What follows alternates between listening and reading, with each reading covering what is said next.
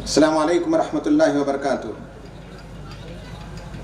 الحمدللہ رب العالمین والصلاة والسلام علی رسولہ الامین وعلی آلہ واصحابہ اجمعین الی یوم الدین۔ قال اللہ تعالی فی القرآن المجید والفرقان الحمید، فاعوذ باللہ من الشیطان الرجیم، بسم اللہ الرحمن الرحیم۔ فَإِمَّا يَأْتِيَنَّكُم مِّنِّي هُدًى فَمَن تَبِعَ هُدَايَ فَلَا خَوْفٌ عَلَيْهِمْ وَلَا هُمْ يَحْزَنُونَ۔ صدق اللہ العظیم۔ رب اشرح لي صدری ويسر لي امری واحلل عقدۃ من لسانی یفقهوا قولی۔ رب یسر ولا تعسر وتمم بالخیر، سبحانک لا علم لنا الا ما علمتنا انک انت العلیم الحکیم۔ ڈائس پر تشریف فرما ڈاکٹر محمد انجینئر سلیم صاحب، قیم جماعت اسلامی ہند، جماعت اسلامی ہند حلقہ راجستھان کے قائدین، ایس آئی او کے ذمہ داران، اور آج شہر جے پور کے اس ایک روزہ کانفرنس میں شریک بزرگوں، نوجوانوں، دوستوں، عزیزوں، ساتھیوں، ماؤں اور بہنوں، بڑی مسرت کی بات ہے کہ آج آپ کی اس کانفرنس میں خواتین تو کھچا کھچ بن چکا ہے۔ یہ اس بات کا اظہار ہے کہ آج بھی ہماری خواتین ہی دین امین کو اپنی نئی نسل تک منتقل کرنے کی ذمہ دار ہیں۔ ماسکو اور رشیا کے پورے علاقے میں جب کمیونزم چھا چکا تھا، یو ایس ایس آر کے مختلف علاقوں میں مسجدیں بند ہو گئیں، میناروں سے بند ہو گیا، کمیونزم جبراً نافذ کر دیا گیا، اس پورے 70 سال کے دور میں بھی اسلام زندہ رہا تو عورتوں کی وجہ سے رہا۔ وہ راتوں میں اپنے بچوں کو اٹھاتی تھیں، تہہ خانے میں لے جاتی تھیں اور قرآن سکھایا کرتی تھیں، جبکہ ان کا شوہر کمیونسٹ پارٹی کا کوئی ذمہ دار ہوا کرتا تھا یا ملٹری کا ذمہ دار ہوتا تھا۔ 60-70 برس تک خواتین نے اسلام کی حفاظت کی اور اپنے بچوں کو دین منتقل کیا، اور اس کے بعد اچانک جب 1990 کے دہے میں کمیونزم کا زوال آیا، کمیونزم دنیا سے نیست و نابود ہو گیا، تو پھر اسلام کی لہر دوڑی اور سمرقند بخارا کی مسجدوں میں اذان کی آوازیں گونجنے لگی، اور بی بی سی کا نمائندہ جب وہاں گیا تو اس نے دیکھا کہ 2-3 چھوٹے بچے ہیں جو بڑی خوش الحانی کے ساتھ قرآن کی تلاوت کر رہے ہیں۔ وہ اچنبھے میں پڑ گیا، تعجب ہونے لگا کہ 70 سال تک یہاں اذانیں بند تھیں، نمازیں بند تھیں، اسلام پر پابندی لگا دی گئی تھی، لیکن یہ چھوٹے بچے قرآن کی کیسے تلاوت کرتی ہیں؟ بی بی سی کا نمائندہ گیا اور ان سے پوچھا تو اس نے بتایا کہ یہ میری ماں تھی جس نے ہمارے سینوں تک اسلام کو منتقل کیا۔ ہمارا باپ کٹر کمیونسٹ تھا، ہمارا باپ کٹر جاہل قسم کا انسان تھا، لیکن مائیں راتوں میں اٹھاتی تھی، بچوں کو اسلام سکھاتی تھی، قرآن سکھاتی تھی۔ یہ جو جذبہ عورتوں کا ہے آج وہ یہاں بھی نظر آتا ہے۔ دین سے ان کا لگاؤ، دین سے ان کی محبت، دین کی باتوں کو سیکھنے کا ان کا جذبہ قابل مبارکباد ہے، اور ہم ان کو مبارکبادی دیتے ہیں۔ اور مردوں اور خواتین سے میں آج اس موضوع پر مجھے نبی صلی اللہ علیہ وسلم کا پیغام اور ہماری ذمہ داریاں۔ نبی کریم صلی اللہ علیہ وسلم کی سیرت بہت وسیع ہے، بہت وسیع ہے۔ آدھے گھنٹے میں ہم آپ کی سیرت کے پیغام کو کیپسول کی شکل میں پیش کر دیں، یہ بہرحال ایک مشکل امر ہے، تاہم میں انشاءاللہ آپ کے سامنے پیش کروں گا کہ رسول صلی اللہ علیہ وسلم کا جو پیغام تھا بیسیکلی وہ 4 بنیادی چیزوں پر مشتمل تھا۔ وہ 4 بنیادی باتیں کیا ہیں وہ میں آپ کے سامنے رکھوں گا، اور ہماری ذمہ داریاں یہی ہیں کہ آج کے اس نئے ہندوستان میں بھی وہ 4 ذمہ داری ہم ادا کریں۔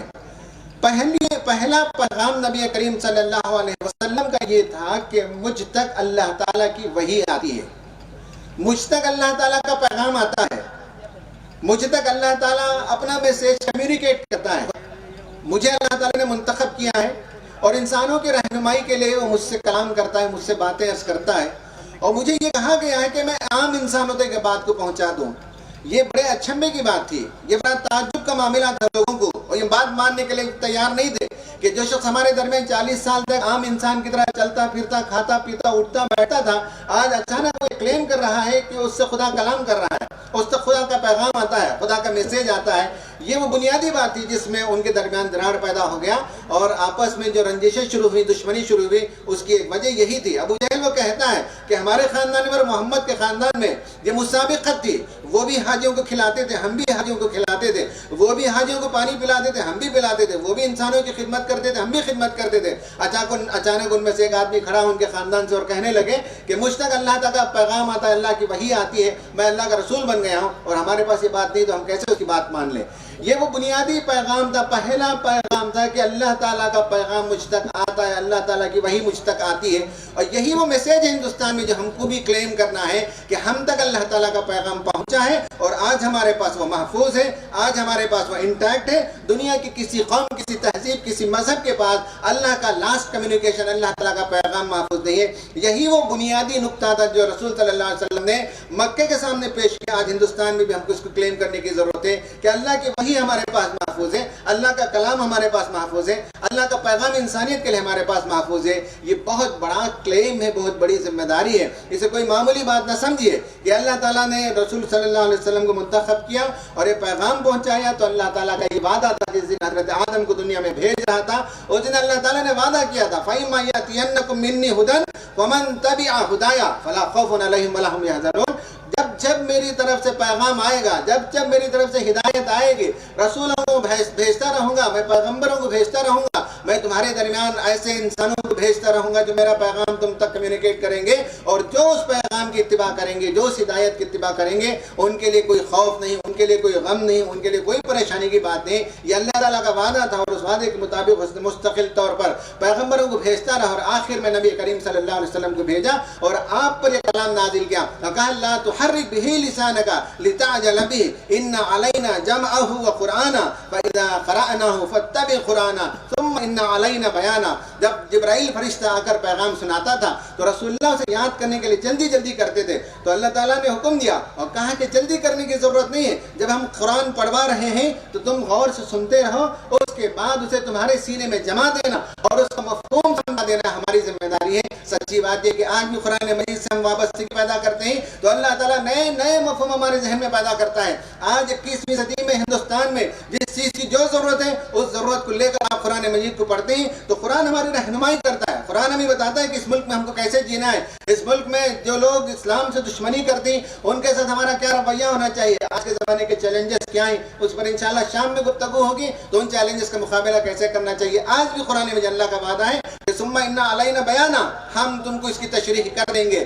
آج بھی امت مسلمہ قرآن کو لے کر اٹھے، لوگوں تک پہنچے تو نیا مفہوم اس کے اندر آپ کو ملے گا اور قرآن آپ سمجھا سکتے ہیں۔ رسول صلی اللہ علیہ وسلم کا پہلا پیغام یہی تھا، اور قرآن کے اندر ایسی جاذبیت، قرآن کے اندر ایسی کشش، قرآن کے اندر ایسا روحانی کمال پایا جاتا ہے کہ کٹر سے کٹر مخالفین بھی قرآن مجید کو سنا کرتے تھے۔ رسول صلی اللہ علیہ وسلم کا معمول تھا کہ رات میں اٹھ کر قرآن کی تلاوت کیا کرتے تھے، اور جب آپ تلاوت کیا کرتے تھے تو وہ مخالفین، وہ معاندین، وہ دشمنان اسلام جو دن میں لوگوں سے کہتے کہ ہمارے درمیان ایک آدمی آیا ہے، وہ ایک نیا کلام پیش کرتا ہے، بھائی کے درمیان جدائی پیدا کرتا ہے، وہ جادوگر ہے، وہ شاعر ہے، نعوذ باللہ کیا القاب سے نوازتے تھے اور کہتے تھے اس کے کلام کو نہیں سننا چاہیے، کانوں میں روئی ٹھوس لیا کرو تاکہ محمد کا کلام سننے کو تمہیں موقع نہ ملے۔ دن میں یہ پرچار کرتے تھے لیکن رات میں چھپ کر جاتے اور رسول اللہ قرآن مجید کی تلاوت کرتے تو کسی درخت کے اوٹ میں چھپ کر، کسی چٹان کے پیچھے چھپ کر، کسی جھونپڑی کے پیچھے چھپ کر رسول اللہ کی قرآن کی تلاوت کرتے تھے۔ رسول اللہ قرآن کی تلاوت کرتے تھے، جب قرآن کی تلاوت بند ہو گئی تو ایک آدمی جب پہاڑ کے چٹان کے پیچھے سے نکلا، دوسرا آدمی جھونپڑی کے پیچھے سے نکلا، تیسرا درخت کے پیچھے سے نکلا، اور ان میں سے کون تھے؟ یہی تھے عتبہ بن ربیعہ تھا، ابو جہل تھا، امیہ بن خلف تھا۔ یہ آپس میں ٹکرا گئے، کہنے لگے بھائی دن میں تو ہم محمد کی مخالفت کرتے ہیں اور رات میں قرآن سننے کے لیے آتے ہیں، اس لیے کہ قرآن میں وہ کشش ہے، قرآن کے اندر وہ جاذبیت ہے، قرآن کے اندر وہ اٹریکشن ہے، سننے کے لیے آتے تھے، آپس میں پکڑے گئے، کہنے لگے نہیں ہم کو کل سے نہیں آنا چاہیے۔ پھر دوسری رات بھی جب قرآن کی تلاوت ہوتی تھی تو دوسری رات بھی یہی ماجرا ہوا، تیسری رات بھی ایسا ہی ماجرا ہوا، تینوں رات وہ چھپ کر آتے، سننے کے لیے آتے، اور اس کے اندر جو لذت ہے، اس کے اندر جو تاثیر ہے، قرآن مجید جب آدمی ایک مرتبہ پڑھتا ہے تو اس کا گرویدہ ہو جاتا ہے، جب آدمی قرآن مجید سے قریب ایک مرتبہ ہو جاتا ہے تو وہ اس کا ہو کر رہ جاتا ہے. آپ بھی تجربہ کر کے دیکھیے. ہماری ایک مجبوری ہے کہ ہم قرآن مجید سے دور ہو گئے عربی نہ جاننے کی وجہ سے. اگر کسی اور زبان کے حوالے سے، آپ ہندی کے حوالے سے، اردو کے حوالے سے آپ اس کا ترجمہ بھی پڑھ لیتے تو وہ آپ کو اپنے حلقے کے اندر لے لیتا ہے، قرآن کے گرویدہ ہو جاتے ہیں. قرآن کے اندر ایسی کشش ہے. تو یہ تینوں نے آخر رات میں لات، عزا اور منات کی قسمیں کھائی اور کہا کہ کل سے ہم قرآن کو سننے کے لیے نہیں آئیں گے. یہ قرآن کی تاثیر، نبی صلی اللہ علیہ وسلم کا پیغام پہلا یہی تھا کہ میرے پاس وحی آتی ہے، میرے پاس خدا کا پیغام آتا ہے، میں قرآن مجید کو اپہولڈ کرتا ہوں، اس میں تمہاری زندگی کے لیے جو راستہ موجود ہے. ثم ان علینا بیانا، اور ان علینا للہدی، راستہ دکھانا ہمارا کام ہے، رہنمائی کرنا ہمارا کام ہے، مشکلات سے نکالنا ہمارا کام ہے. یہ قرآن مجید کا دعویٰ ہے اور رسول اللہ اسی دعوے کو پیش کرتے تھے. تو لوگ تو دھیرے دھیرے آئے اسلام کی طرف، پہلے تو مخالفت کرتے تھے. تو میں یہ عرض کر رہا ہوں کہ رسول صلی اللہ علیہ وسلم کا پہلا پیغام یہ ہے کہ انسان زمین و آسمان کو سمجھنے کے لیے اپنی عقل دوڑا کر سمجھ سکتا ہے. انسان بارش کے نظام کو اپنی عقل سے سمجھ لے سکتا ہے. انسان جو ہے فورس آف گریوٹی کو اپنی عقل سے سمجھ لے سکتا ہے. انسان روشنی کس تیزی کے ساتھ چلتی ہے اس کو سمجھنے کے لیے کچھ محنت کرے گا تو اسے وہ پالے گا. یہ ساری چیزیں انسان عقل سے سمجھ سکتا ہے. لیکن انسان کون ہے، کہاں سے آیا ہے، اسے کیا کرنا ہے، کہاں جینا ہے، کہاں واپس لوٹنا ہے، اس کے لیے اخلاقی ضابطے کیا ہیں، یہ ساری چیزیں انسان عقل سے دریافت نہیں کر سکتا.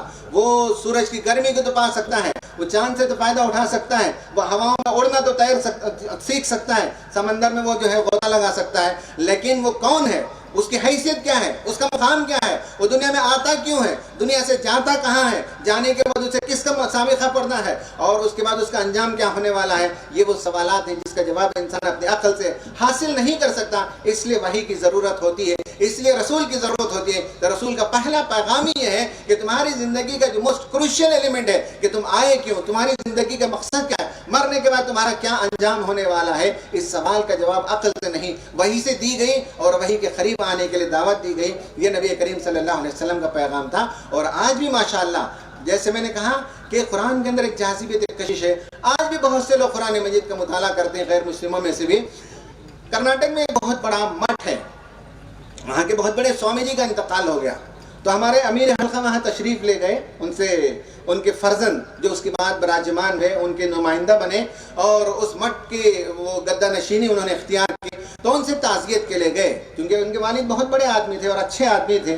تو ملاقات کے لیے گئے اور خیر سگالی کی باتیں ہوئی، والد صاحب کے سلسلے میں تعزیت کی باتیں ہوئی. نوجوان لڑکا تھا، وہ سوامی جی بن کے بیٹھا تھا. اس سے باتیں کرتے کرتے قرآن کی بات نکلی تو سوامی جی نے کہا کہ آپ کیا سمجھتے ہیں کہ ہم قرآن مجید سے واقف نہیں ہیں. اس نے اپنا سیل فون اٹھایا، ایپ کھول کر دکھایا کہ میرے پاس پورا قرآن مجید ڈاؤن لوڈڈ ہے اور کوئی صبح میری نہیں گزرتی سورہ فاتحہ کی تلاوت کے بغیر. میں سورہ فاتحہ کی تلاوت کرتا ہوں اور سورہ فاتحہ کی قرأت سنتا ہوں، خوشنما جو قرأت ہوتی ہے وہ سنتا ہوں، اس کے بعد میں اپنا کام شروع کرتا ہوں.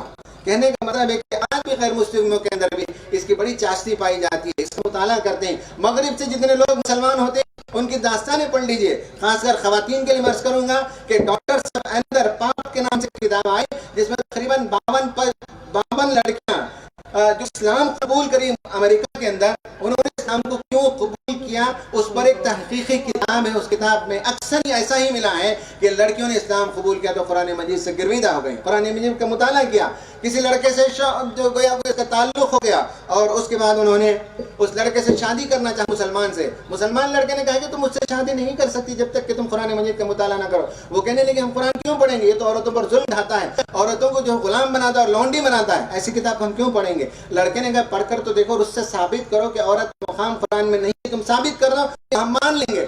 لڑکی نے قرآن کا مطالعہ اس لیے شروع کیا کہ بتائیں دنیا کو کہ قرآن عورتوں پر ظلم ڈھاتا ہے، قرآن عورتوں کو مقام گراتا ہے. یہ پڑھنا اس نے اس کو ثابت کرنے کے لیے پڑھنا شروع کیا. لیکن پڑھتے پڑھتے وہ اس بات کی قائل ہو گئی کہ قرآن سے زیادہ عورتوں کے حقوق کا تحفظ کرنے والی کوئی اور کتاب نہیں ہے.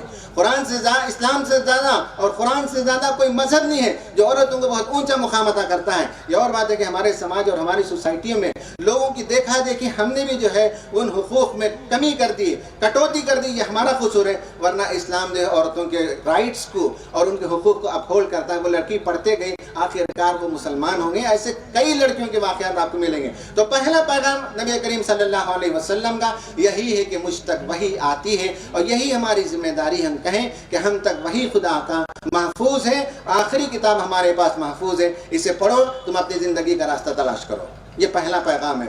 دوسرا پیغام نبی کریم صلی اللہ علیہ وسلم نے لوگوں کے سامنے جو پیش کیا وہ تھا اس کائنات کا ایک ہی خدا ہے، اسے پہچانو اور اس کی عبادت کرو۔ یہ آپ کی گفتگو کا، آپ کی ساری دعوتی سرگرمیوں کا دوسرا نقطہ تھا کہ اس کائنات کا بنانے والا ایک خدا ہے اور اس کائنات کو چلانے والا ایک خدا ہے، اور وہ خدا کائنات کی کسی گوشے میں جا کر چھپ کر بیٹھ نہیں گیا ہے، بلکہ راز تمہاری زندگی سے اس کا تعلق ہے۔ وَنَحْنُ أَقْرَبُ إِلَيْهِ مِنْ حَبْلِ الْوَرِيدِ، میں تمہارے شہرک سے زیادہ قریب ہوں، خدا تعالیٰ بندوں سے زیادہ قریب ہے۔ وَإِذَا سَأَلَكَ عِبَادِي عَنِّي فَإِنِّي قَرِيبٌ أُجِيبُ دَعْوَةَ الدَّاعِ إِذَا دَعَانِ، میرے بندے میرے بارے میں پوچھتے ہیں کہ میں کون ہوں، کہاں ہوں، تو انہیں کہو کہ میں تم سے بہت زیادہ قریب ہوں، جب تم مجھے پکارتے ہو تو میں تمہاری پکار کا جواب دیتا ہوں۔ تو اللہ تبارک و تعالیٰ نے کہا کہ میرے بندوں کو یہ خیال نہیں ہونا چاہیے کہ میں کہیں دور جا کر بیٹھا ہوا ہوں، میں تمہاری شہرک سے زیادہ قریب ہوں، تم مجھے پکارتے ہو تو میں تم سے بہت زیادہ قریب ہوں۔ انی اجیب الدعوۃ الداعی اذا دعان، جب پکارنے والا مجھے پکارتا ہے تو میں اس سے زیادہ قریب ہوتا ہوں۔ تو معلوم ہوا کہ اس کائنات کا خدا کسی گوشے میں براجمان نہیں ہے، بلکہ راز اسے ہماری زندگی سے تعلق ہے، وہ ہماری شہرک سے زیادہ قریب ہے، وہ ہم سے زیادہ قریب ہے اور ہمارے لیے بے پناہ رحمتیں انڈیلتا ہے، اور پوری کائنات کو اس نے ہمارے لیے بنایا۔ یہ دوسرا پیغام ہے جو آج ہمیں ہندوستان میں پیش کرنا ہے، رسول اللہ صلی اللہ علیہ وسلم کی دعوت کا یہ دوسرا نقطہ تھا۔ آپ صلی اللہ علیہ وسلم 35 برس کی عمر میں کمانا دھمانا بند کر دیا اور 35 برس تک بہت پیسے والے ہو گئے تھے، بہت کمایا نبی صلی اللہ علیہ وسلم نے۔ ہمارے پاس یہ تصویر آتی ہے کہ نبی کریم صلی اللہ علیہ وسلم کے پاس پیسے نہیں تھے۔ میں اکثر لوگوں کو، دوستوں کو بتایا کرتا ہوں کہ نبی کریم صلی اللہ علیہ وسلم کی شادی جب ہوئی اور بیوی خدیجہ سے جب شادی ہوئی تو بیوی خدیجہ کو نبی کریم صلی اللہ علیہ وسلم نے 50 اونٹ آپ نے مہر میں ادا کیے۔ 50 اونٹ کا مطلب راجستھان والے آپ ہیں، آپ جانتے ہیں کہ 50 اونٹ کی قیمت 30 لاکھ سے 40 لاکھ روپے ہوگی، مجھے اندازہ نہیں کتنا ہے ایک اونٹ کی قیمت۔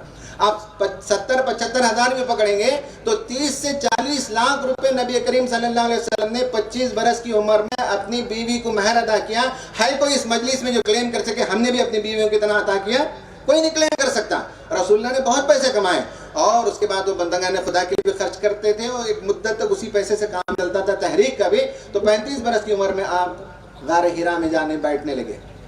آپ جن باتوں پر غور کرتے تھے ان میں ایک بات یہ تھی کہ آپ مکے میں دیکھتے تھے کہ ایک بھگوان تھا، 360 بت رکھے ہوئے تھے، ایک بت تھا، اس بت پر ایک غلام کرتا یہ تھا کہ صبح صبح پنیر اور دودھ اور مکھن کی ایک آدمی کی دکان تھی، اور جب وہ دکان کھولتا تو سب سے پہلا کام یہ کرتا کہ دودھ تھوڑا سا اور مکھن تھوڑا سا بھیجتا اپنے غلام کے پاس، وہ کہتا کہ جا کر اس بت پر جو ہے نظر و نیاز کر دو، چڑھا دو، تو وہ غلام لاتا اور اس کے بعد جو ہے اس بت کے سامنے وہ دودھ بھی رکھتا اور مکھن بھی رکھتا، اس کی پوجا پاٹ کر کے چلا جاتا، اور ذرا دور جا کر کھڑے ہو کر دیکھتا تو ایک کتا آتا تھا مستقل طور پر اور اس بھگوان کے سامنے جو دودھ چڑھایا گیا، جو مکھن رکھا گیا، وہ مکھن کھاتا، دودھ پیتا اور کھڑے ہو کر پیشاب کر کے چل دیتا۔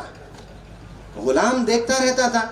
بہت بعد میں جب وہ اسلام قبول کیا تو اس نے یہ واقعہ سنایا کہ میں ایک مدت تک اس معاملے کو دیکھتا رہا کہ یہ کیسا بھگوان ہے جس کے سامنے نظر و نیاز چڑھاتے ہیں، 1 منٹ کے اندر کتا آتا اور چٹ کر لیتا تھا۔ رسول اللہ ان سب کو دیکھتے اور سوچتے کہ کیسے یہ خدا ہو سکتے ہیں، کیسے یہ انسانوں کی رہنمائی کر سکتے ہیں۔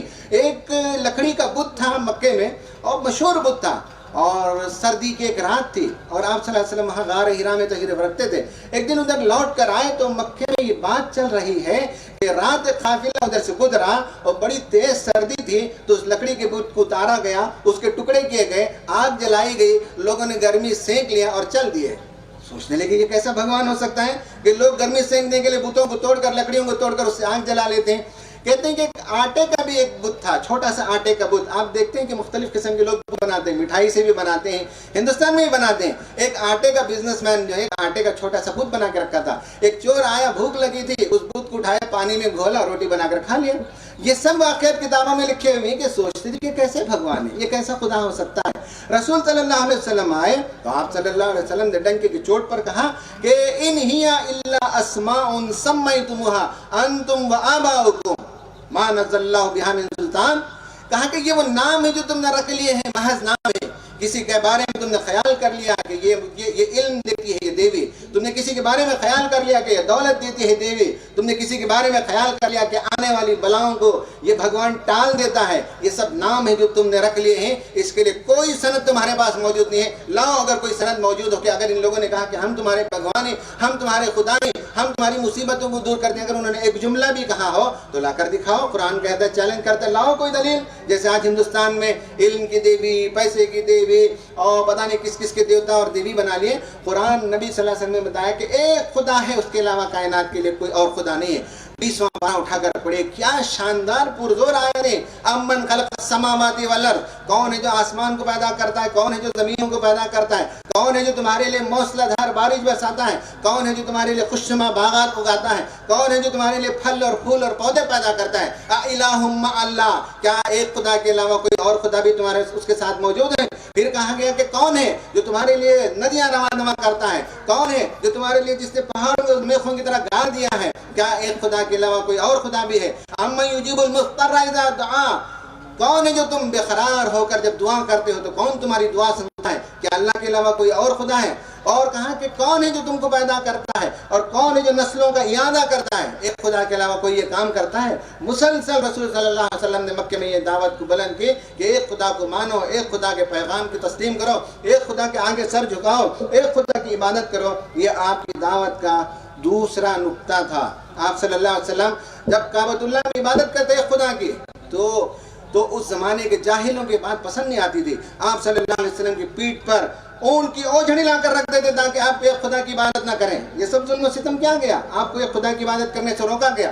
آج بھی یہی صورتحال ہے کہ آپ اذان دیتے ہیں، ایک خدا کی آواز کو بلند کرتے ہیں تو اذان پر پابندی لگا دی جاتی ہے۔ ہریانہ میں مسجد پر تالا لگا دیا گیا۔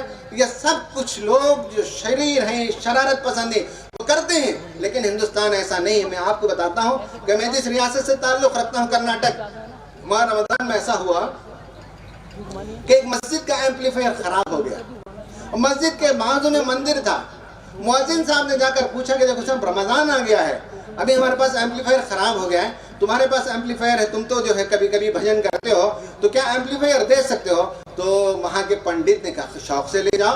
اسی ایمپلیفائر کو لا کر مسجد میں رکھا گیا۔ رمضان کے 30 اذانیں، 30 دن کی اذانیں بھی اسی ایمپلیفائر سے ہوتی رہیں اور 30 دن تراویح بھی اسی ایمپلیفائر سے لوگ نماز پڑھتے رہے اور پڑھاتے رہے۔ بتائیے کہ یہ ہندوستان کتنا پیارا ہے، اور یہ شریر لوگ ہیں کہ سمجھتے ہیں کہ مسجدوں کو تالا لگا دیا جائے اور پابندی لگا دی جائے اذانوں میں۔ ایک خدا کی عبادت سے اس زمانے کا ابو جہل بھی ڈرتا تھا، آج کے زمانے کا ابو جہل بھی کامتا اور لرزتا اور ڈرتا ہے، لیکن عام ہندوستان کی صورتحال میں نے آپ کو بتائی کہ صاحب ایک شہر کے اندر مندر کا ایمپلیفائر لا کر اذان بھی دی جا رہی ہے، مسجد میں نماز بھی پڑھائی جا رہی ہے۔ یہ جو خیر سگالی، یہ جو محبت، یہ جو بھائی چارگی، یہ جو انسانیت ہندوستان میں آج بھی زندہ ہے، اسے باقی رکھنا ہماری ذمہ داری ہے، اور ان لوگوں کو ہرگز فتح پانے اور ان لوگوں کو ہرگز جو کامیاب ہونے نہیں دینا چاہیے جو مذہبوں کے درمیان دراڑ پیدا کرتے ہیں، جو فرقوں کے درمیان منافرت پیدا کرتے ہیں، اس میں انہیں کامیاب ہونے نہیں دینا چاہیے۔ اس لیے کہ فطرتاً یہاں کے انسان نیک ہیں، فطرتاً یہاں کے انسان خدا پرست اور خدا پسند ہیں، ان کو ایک خدا کی دعوت دینا اور توحید کا پیغام دینا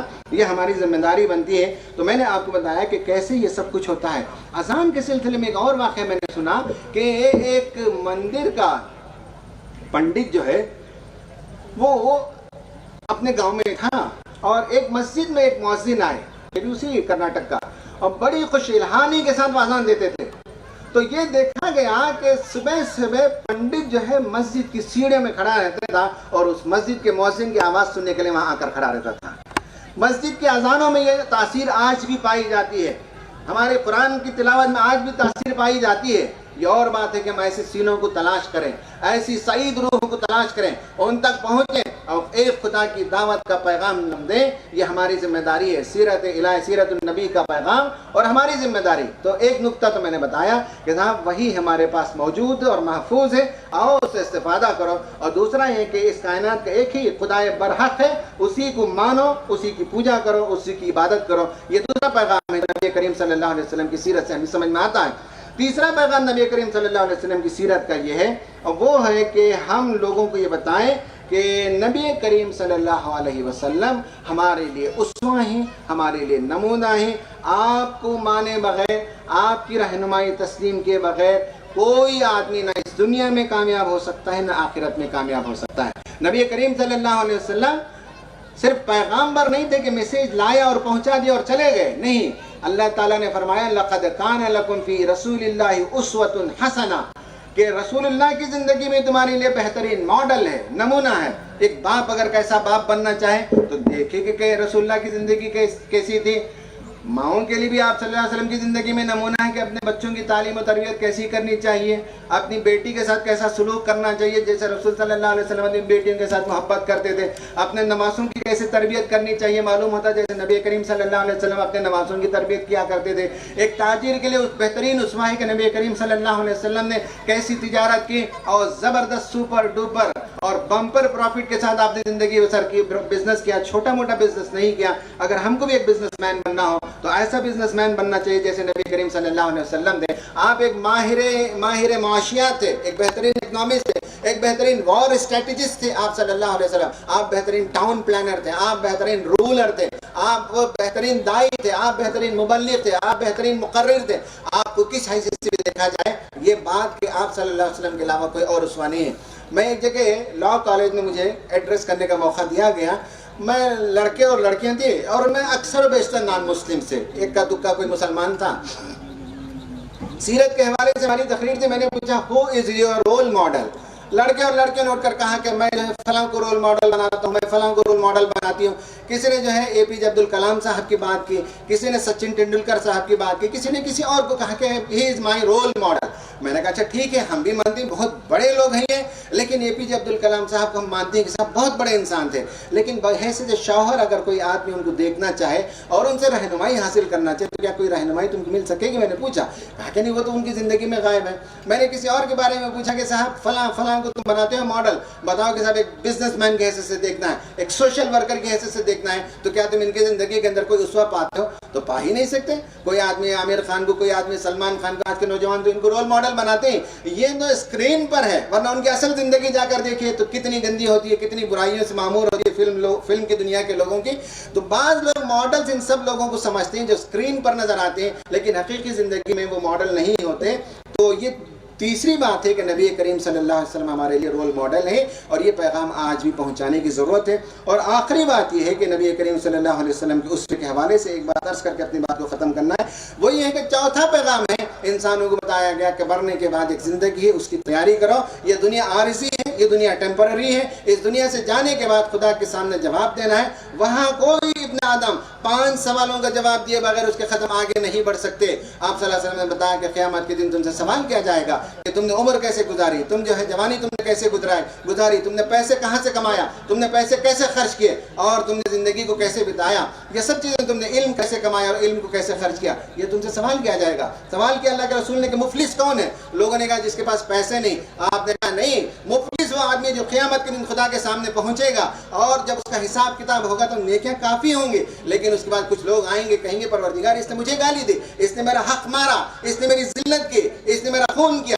تو ان سب لوگوں کو جو ہے اللہ تعالیٰ ان کی نیکیاں اٹھا کر دے گا، اور جب نیکیاں ختم ہو جائیں گی تو دوسروں کی برائیاں لا کر اس کے سر پر ڈال دی جائیں گی، تو یہ آدمی مفلس ہے۔ یہ چوتھا پیغام ہے، آخرت سے ڈر کر زندگی بسر کرنے کا پیغام آپ نے دیا، اور آج ہمارے لیے ہماری ذمہ داری ہے کہ ہم بھی آخرت کو یاد رکھیں اور لوگوں کو بتائیں کہ جو کچھ تم کرتے ہو، جو ظلم و ستم روا رکھتے ہو، ان سب کا ایک دن انجام ہونے والا ہے۔ فرعون خدا کی بارگاہ میں پہنچ چکا ہے، نمرود اور حامان پہنچ چکے ہیں، اور آج کے زمانے کے فرعون اور نمرود اور حامان اور قارون بھی ایک دن پہنچیں گے اور خدا کے سامنے ان کو اپنا حساب کتاب دینا ہے۔ یہ پیغام لوگوں کے سامنے عام کرنے کی ضرورت ہے۔